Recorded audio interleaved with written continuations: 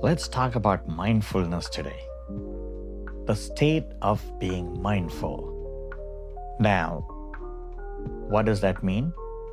Fully present in every action, like walking, talking, running. You do anything and you pay 100% attention to what you do. That's the mindfulness. Now, when we practice mindfulness, what do we get in return? You get your mind very calm, sharp, and also steady. These are the things we get in return. With this steady mind, you can do anything. I mean it. You can do anything. Because when you focus your mind to the present time, that present mind can do anything. We'll talk about manifestation in a separate video, and you will see what my thoughts are about manifestation. I'm not a big fan of that. But if you practice what I say, understand one thing. You are literally sitting on a gold mine doing nothing. With this sharp mind, you can do anything. The best time to practice this, the best time is when you're extremely sad and upset, when you feel miserable. That's when you should practice mindfulness. Not when you're happy, partying, after you win a lottery. No. When you're really upset over something, that's when you should practice mindfulness. And also, it's also a very good thing if you can pass it on. If you can tell your friend, if you can tell your neighbor, if you to see somebody who's going through something in life, a very sad situation, educate the person, tell the person what to do. And trust me, the magic is you're doubling, tripling your understanding about the mindfulness. Now let's get to the most interesting part of this video. How to practice the mindfulness. As you always know, my specialty, I'm teaching you guys how to practically do things. I've done it, and then as I always say, it happens the same way to everybody. You can test the nature, making sure these things are happening to you or not. They do happen to you, trust me. Now, earlier we did talk about, we said about mindfulness, the fully present in every action, everything that you do, you'll be fully present in what you do, is the mindfulness. What we have been doing was we always go to the past, future. We just jump on the middle. We never keep our thoughts in the middle. You always jumble in between the past and the future, Whatever you do at the job, you're just spending not even a quarter of your mind to do what you're doing. Because what you do is thinking about family, thinking about your job, something else, thinking about food, thinking about a party. So you're investing a bigger portion of your mind to think all of these things while you are engaged doing something. Now, ask yourself, is it reasonable to deal with 500 or 1,000 type of thoughts, or is it better to deal with 1, 2, or 3 thoughts?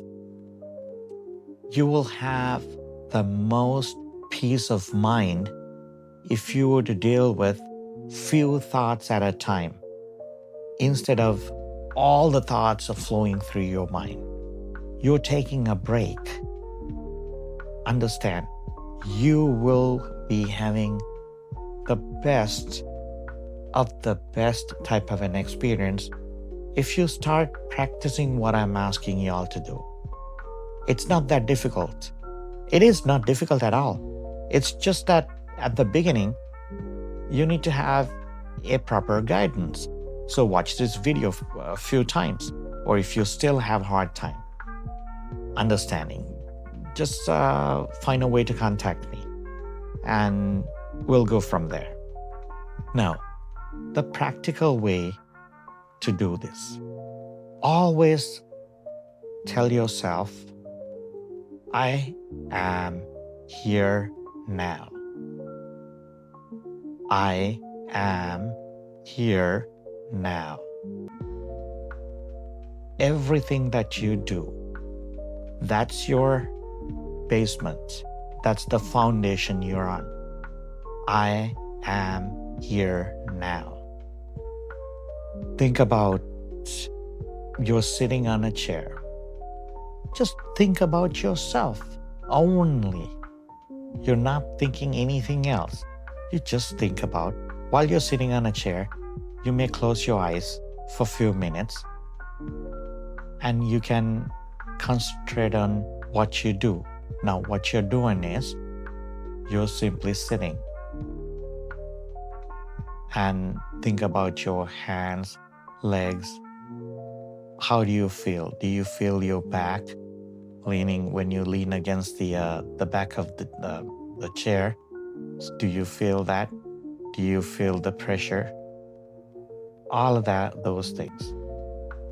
Now, I want you to start the walking practice a little bit. How to do this? Now, it's not just one or two. Anything that you do, you can do it with mindfulness. Now, we'll talk about walking. Now, this is really, really important. I actually have learned this through walking. Now, meditation kicked in too, but how did walking help me or help you? This is what you do. Find a straight path.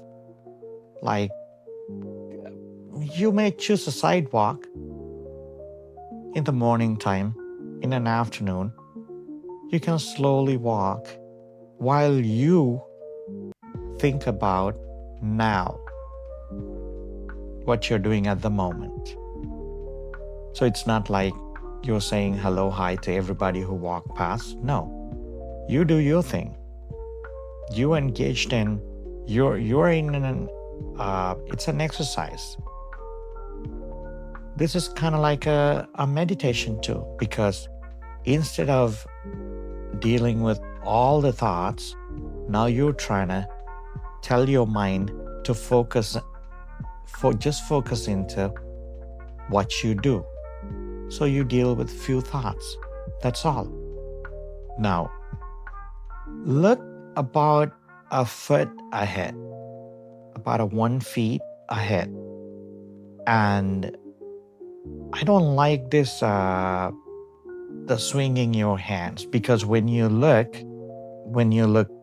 at your feet, okay, when you walk, you will see your hands too. I don't want the hands to get in the way. So it's better you clasp your hands behind the back. Okay? So when you walk, you're walking, clasping your hands behind the back and walk. So now your concentration is just on your legs, your foot, every step. How do you feel? Do you feel the pressure? Now, do not forget the foundation. What you always need to be thinking is, I am here now. I am here now. At the moment, at this second, you're conscious about what you do. keep doing it. Now, when you raise your one leg, think about it. Think about the entire body. That's it. Now, when you do this practice, your mind will accidentally take you far away. All out of blue, all you know is now you'll be thinking about that pair of shoes that you have seen online. If that happens to you, it's okay. Understand it happened. Get your mind back to what you're doing. This may happen at the beginning. This is very common. This happened to me multiple times. Simply take your mind to what you're thinking.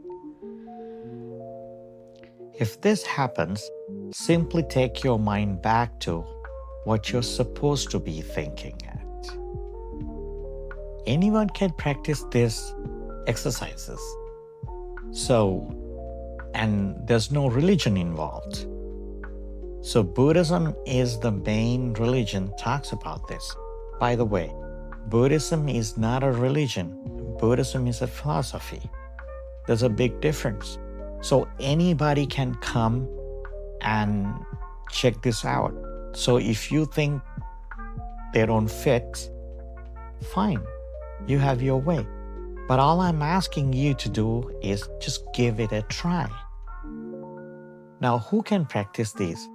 Anybody. Basically, if you're incarcerated, if somebody is sick, you have a cancer, you have a terminal illness, your parents are getting older. These are life events. We all go through it. So when you practice this type of a thing, it's going to make your journey an easier one. Because no matter what, you have to go through the situation. You cannot avoid the situation. What you can do is you can avoid overthinking about certain things. You have to do things. I understand. You have to make decisions. You have to make certain decisions. Making decisions and overthinking are two different things. So, and also be aware of people who are faking about this type of subjects. And whoever is out there doing that, I'm telling you guys, please don't do. Start making some funny videos or so. But please do not touch this area. People who are interested in this type of videos are the ones who has the highest level of IQ. It's a proven fact. So when you try to say something to blunt their knowledge, or it's not worth it. It's bad. That is 100% bad karma. So, and understand me, there are people who talk about out of the body experiences. They talk about that they can see the head. And so most of the time, they're on psychedelic things like mushrooms or so. And I'm not a bigger fan of out of the body experience type of things, near-death experiences, because what we need to be doing is to stop the cycle, or again, now the battle is between the words, okay?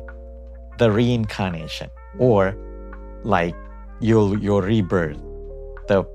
Any word for that is applicable, but the ultimate target is to stop that. And also the most important thing is, we know one thing: we are living right now. You feel something called you. So stop the suffering.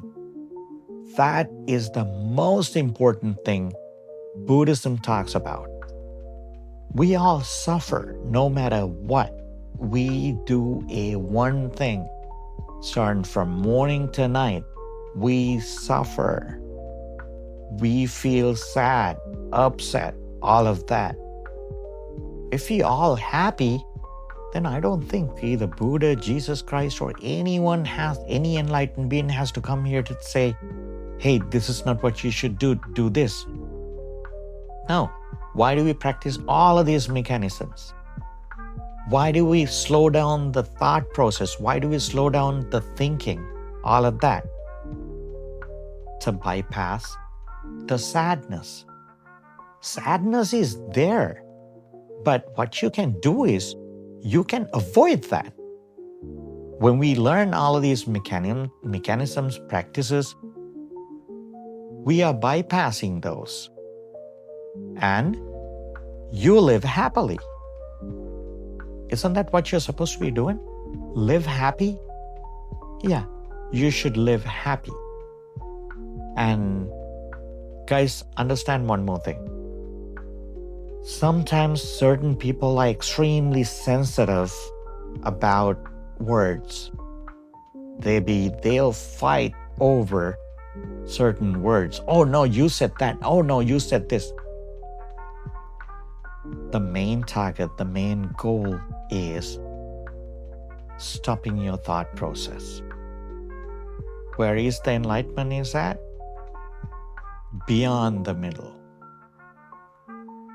Okay. Now, I may do 500 videos, 1,000 videos.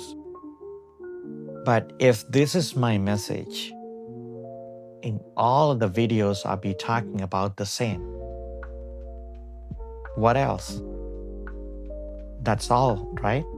And we'll get together. And also, once you learn, and when you see, you will start seeing that these things are happening to you. Because then when you do this, you're testing the nature. So the nature is responding back to you by giving you a calm mind, a sharp mind, and a steady mind. So if you haven't had those before, now after some time of practicing this, you're telling yourself, no, this is not me. I'm different. So you would tell your best friend, you would tell your family, to everybody to practice this. Now, right there, no one needs to assure you. You know it is working. So, one more time, once again, trust me, these things work, and help each other out. Get yourself into a practice. Keep in mind, I am here now. Don't forget to subscribe. Thank you.